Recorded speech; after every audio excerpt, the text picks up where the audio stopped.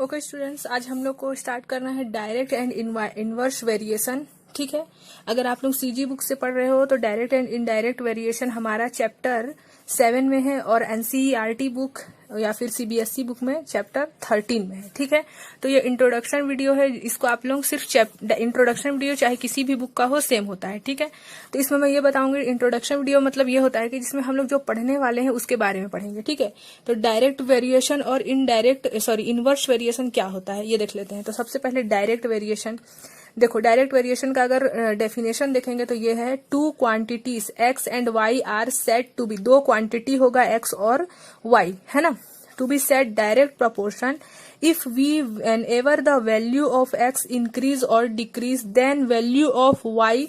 मतलब अगर एक्स का वैल्यू, दो क्वांटिटी में से अगर एक का भी वैल्यू बढ़ता है तो दूसरे का भी वैल्यू बढ़ेगा, मतलब एक्स का वैल्यू बढ़ता है तो वाई का भी वैल्यू बढ़ेगा, और अगर एक्स का वैल्यू डिक्रीज होता है तो वाई का वैल्यू भी क्या होगा, डिक्रीज होगा।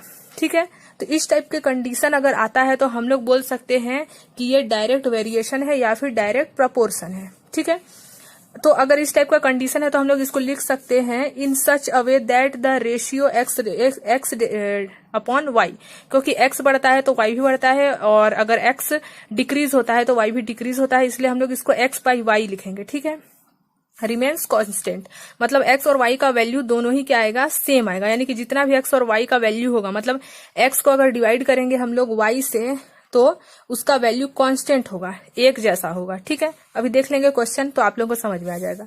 When x and Y are direct proportion, अगर डायरेक्ट प्रोपोर्शन में हम लोग को पता चल गया कि इस कंडीशन को सेटिस्फाई कर रहा है, मतलब एक्स बढ़ रहा है, इंक्रीज हो रहा है तो वाई भी इंक्रीज हो रहा है, और एक्स डिक्रीज हो रहा है तो वाई भी डिक्रीज हो रहा है। अगर ऐसा हम लोग को सिचुएशन मिलता है, ऐसा कंडीशन मिलता है तो हम लोग का फॉर्मूला क्या बनेगा, x1 by y2, x1 by y1, x2 by y2, x3 by y3 और जितना भी रहे, है ना। तो जैसे एक एग्जांपल ले लिए, अगर x का वैल्यू ये है, y का वैल्यू ये है, तो हम लोग इसको x1 y1, x2 y2, x3 y3, तो ये y3 तक पढ़े थे हम लोग, अब जितना भी रहे उसको हम लोग सो ऑन है ये। ठीक है, तो y4, यहाँ 4 के बाद 5x5, फिर y5, यहाँ x6, तो यहाँ y6, यहाँ x7, यहाँ y7, क्योंकि y बॉक्स था, 7 बॉक्स था तो हम लोग 7 लिख दिए यहाँ पास। हम लोग को ये देखना है कि डायरेक्ट, सबसे पहला काम हम लोग को ढूंढना है कि डायरेक्ट वेरिएशन में है कि नहीं है। ठीक है, तो डायरेक्ट वेरिएशन में तभी होगा जब हम लोग देखेंगे कि x बढ़ता है तो y भी बढ़ता है, और अगर x कम होता है तो y भी कम होता है। तो हम लोग यहाँ देखें कि x और y, और यहाँ पास देखे, देखो यहाँ x और y दोनों का ही वैल्यू क्या है, यहाँ x का वैल्यू जैसे जैसे बढ़ रहा है ना, देखो यहाँ 20, 17 यहाँ कम हो रहा है। ठीक है, x का वैल्यू, तो y का वैल्यू भी कम हो रहा है। अगर x का वैल्यू ज्यादा होता है तो y का वैल्यू भी ज्यादा होता है। ठीक है, यानी कि ये कौन से वेरिएशन में है, डायरेक्ट वेरिएशन में है।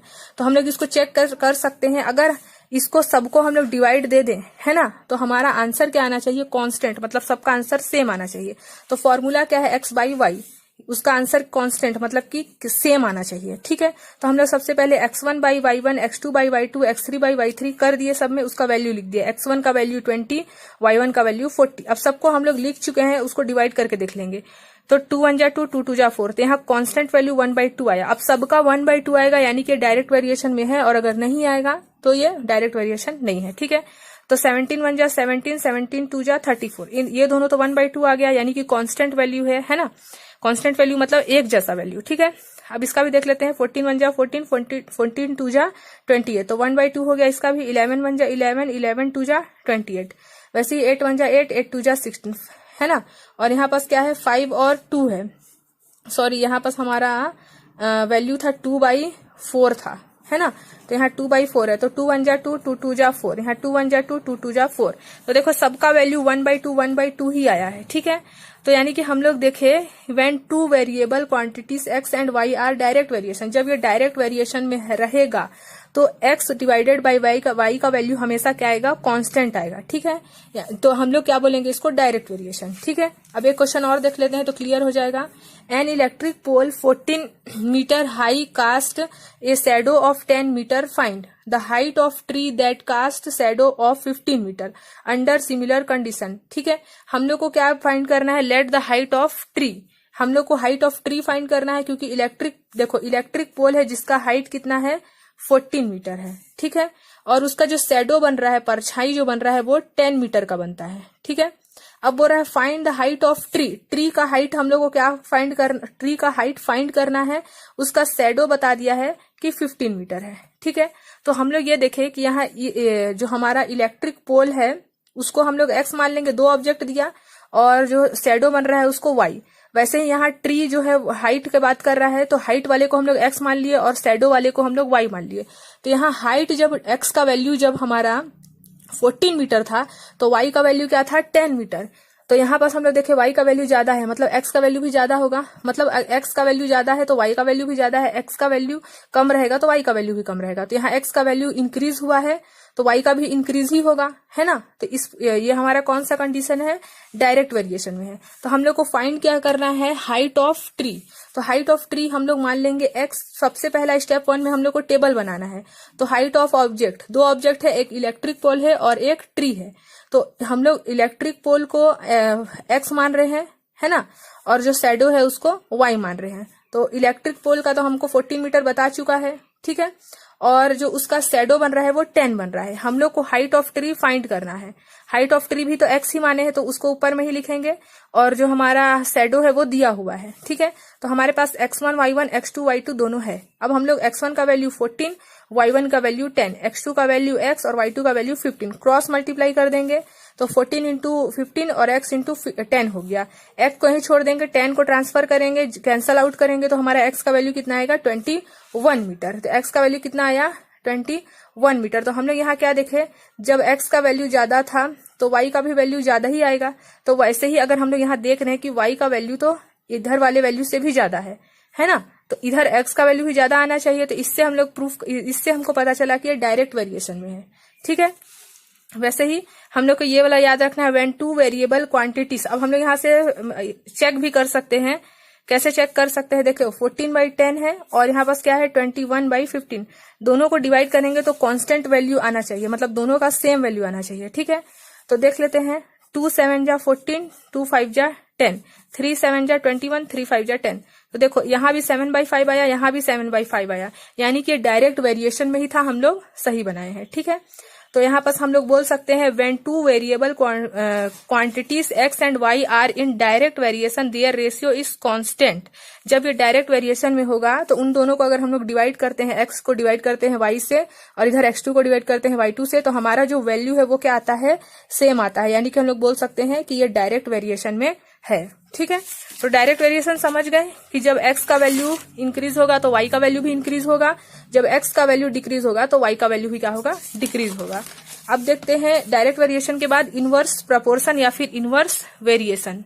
प्रपोर्शन हो वेरिएशन हो, नो कंफ्यूजन। ठीक है, प्रपोर्शन वेरिएशन एक ही है।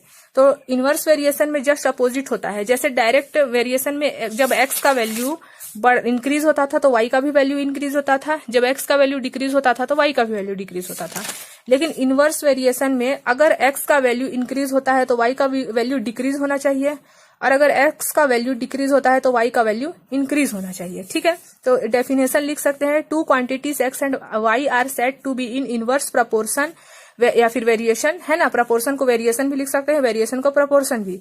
If whenever the values of x increase और डिक्रीज, अगर x का वैल्यू इंक्रीज हो या फिर decrease, then the value of y decrease. अगर x इंक्रीज होगा तो y डिक्रीज होना चाहिए, और अगर x डिक्रीज होगा तो y इंक्रीज होना चाहिए। In such way that X Y remains. जैसे हम लोग डायरेक्ट वेरिएशन में x को डिवाइड कर रहे थे y से, अब इनवर्स वेरिएशन अगर कंडीशन रहेगा तो मल्टीप्लाई करेंगे। ठीक है, और हम लोग लिख सकते हैं when x and y are in inverse proportion. जब अगर हम लोग देख लिए कि हाँ ये जो है क्वेश्चन ये इनवर्स वेरिएशन में है, तो हम लोग इसका फॉर्मूला क्या लिख सकते हैं, x1 जैसे उसमें हम लोग डिवाइड कर रहे थे x1 divided by y1, x2 divided by y2। अब बस हम लोग इनवर्स वेरिएशन में मल्टीप्लाई करेंगे बस। ठीक है, तो जैसे हमारे पास बॉक्स दिया हुआ है, हम लोग जैसे इसमें क्या किए थे, डिवाइड किए थे तो कांस्टेंट वैल्यू आया था। अब इनवर्स वेरिएशन में मल्टीप्लाई करेंगे तो कांस्टेंट वैल्यू आना चाहिए। यानी कि x1 y1 को मल्टीप्लाई किए तो 72 आया, x2 y2 को मल्टीप्लाई किए तो भी 72 आया, x3 y3 को मल्टीप्लाई किए तो भी 72 आया, x4 और y4 को भी मल्टीप्लाई किए तो 72 आया, और x5 और y5 को भी मल्टीप्लाई किए तो क्या आया, 72 आया। तो देखो सब में जो हमारा वैल्यू है वो कांस्टेंट है। ठीक है, तो हम लोग लिख सकते हैं when 2 quantities are in inverse ratio. अगर इनवर्स रेशियो में है है ना, then their product is constant, तो उन लोग दोनों का जो प्रोडक्ट रहेगा वो हमेशा कांस्टेंट रहेगा, मतलब सबका आंसर सेम आएगा, वेयर के इज कांस्टेंट। ठीक है, तो हमारा आंसर आ गया यहाँ पास। अब जैसे अगर आप लोगों को ये बॉक्स दिया होगा और इसको बोलेगा कि फिल करो, तो फिल करने के लिए हम लोग क्या करेंगे, x1 y1 x2 y2 x3 y3 x4 y4 x5 y5, naming बस कर दिए हैं। अब हम लोग को जैसे कि ये दोनों बॉक्स तो फिल है, अगर इन दोनों बॉक्स को हम लोग को क्या करना है, यहाँ इस बॉक्स में क्या आंसर आएगा ये हम लोग को जानना है। तो हम लोग क्या करेंगे, हम लोग का अगर इनवर्स वेरिएशन में है तो x2 इंटू y2, इन दोनों बॉक्स को देखेंगे क्योंकि इन दोनों को ही कंपेयर करेंगे क्योंकि ये तो भरा हुआ है ना। तो x2 into y2 is equal to x3 into y3, x2 का वैल्यू क्या है 6 और y2 का वैल्यू क्या है 12, x3 का वैल्यू क्या है 4, y3 का वैल्यू फाइंड करना है, तो y3 ही छोड़ दिए। अब y3 निकालना है तो y3 यही छोड़ देंगे और 6 इंटू 12 अपने प्लेस में है, y को इधर 4 को इधर भेजेंगे तो मल्टीप्लाई में है तो इधर डिवाइड हो जाएगा और यहाँ y3 बच गया।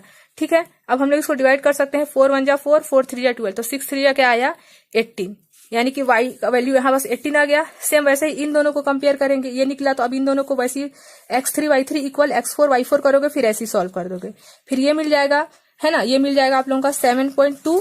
फिर उसके बाद x4 y4 और x5 y5 को इक्वल करके जैसे इसको किए हैं वैसे तो ये मिल जाएगा, ये वाला आंसर आएगा आप लोगों का 2। ठीक है, तो ये इनवर्स वेरिएशन हो गया। अब देखते हैं इसी का एक और example, 12 labour can build a wall in 10 days. 12 labour है, 12 क्या है लेबर है, और उन लोग क्या करते हैं एक वॉल को बनाते हैं 10 डेज में। 12 लेबर एक वॉल बनाने में 10 डेज का टाइम लेते हैं। ठीक है, 20 लेबर टेक टू, अगर 12 लेबर थे, देखो इसमें भी दो क्वांटिटी है, एक x है और एक y है, तो जो लेबर को मान लेते हैं हम लोग x और y मान लेते हैं डेज को।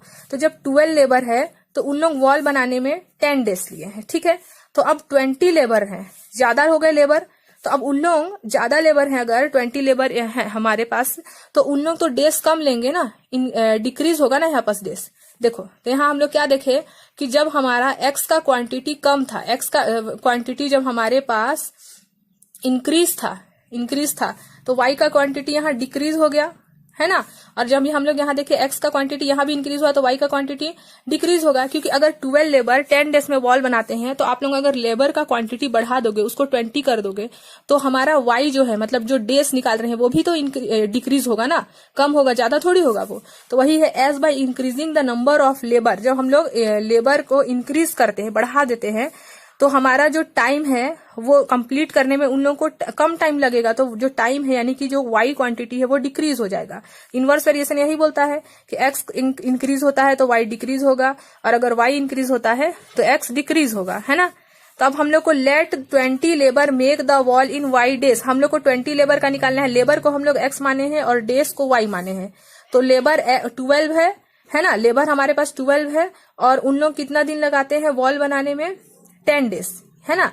लेबर 12 है, x का क्वांटिटी 12 है और नंबर ऑफ डेज 10 है, 12 लेबर 10 डेज। ठीक है, अब हम लोग को ये बता दिया है कि 20 लेबर है, तो 20 लेबर के प्लेस में 20 लेबर लिख लिए, लेबर के प्लेस में हम लोग को फाइंड करना है इसको, कितना दिन लगा उन लोग को 20 लेबर को, ये फाइंड करना है। तो हम लोग को पता है इनवर्स वेरिएशन में ये वाला x1 है, ये वाला y1 है, ये वाला x2 है और ये वाला y2 है। हम लोग को बस x1 into y1 equal x2 into y2 करना है। x1 का वैल्यू और y1 का वैल्यू रख दिया, x2 का वैल्यू और y2 का वैल्यू रख दिए, मल्टीप्लाई किए, इसको मल्टीप्लाई में था इधर आकर डिवाइड में हुआ, सॉल्व किए तो 6 आया, यानी कि 6 डेज बस इन लोग को लगेगा। ठीक है, यानी कि अब देखो हम लोग इसको ये भी कर सकते हैं, मल्टीप्लाई करने पे हमारा आंसर भी सेम आना चाहिए अगर चेक करना चाहो तो, है ना। तो चेक कर सकते हैं, x1 इंटू y1 करेंगे और x2 इंटू y2 करेंगे, तो x1 का वैल्यू 12 है, y1 का वैल्यू 10 है, x2 का वैल्यू 20 है और y2 का वैल्यू फाइंड किए हैं 6। तो 12 10 जा 120 और 26 जा 120, देखो दोनों ही सेम आया, कांस्टेंट वैल्यू आया। यही चीज तो हम लोग यहाँ भी पढ़े थे, कांस्टेंट वैल्यू। अगर इस टाइप का हमारा कंडीशन आता है तो हम लोग इसको क्या बोलेंगे, इनवर्स वेरिएशन बोलेंगे। ठीक है, तो हम लोग inverse direct and inverse variation या फिर डायरेक्ट एंड इनवर्स प्रपोर्शन क्या होता है पढ़ लिए हैं और उसका एग्जाम्पल भी देख लिए हैं। अब नेक्स्ट वीडियो में हम लोग इसका देखेंगे चैप्टर, ठीक है, एक्सरसाइज देखेंगे अब।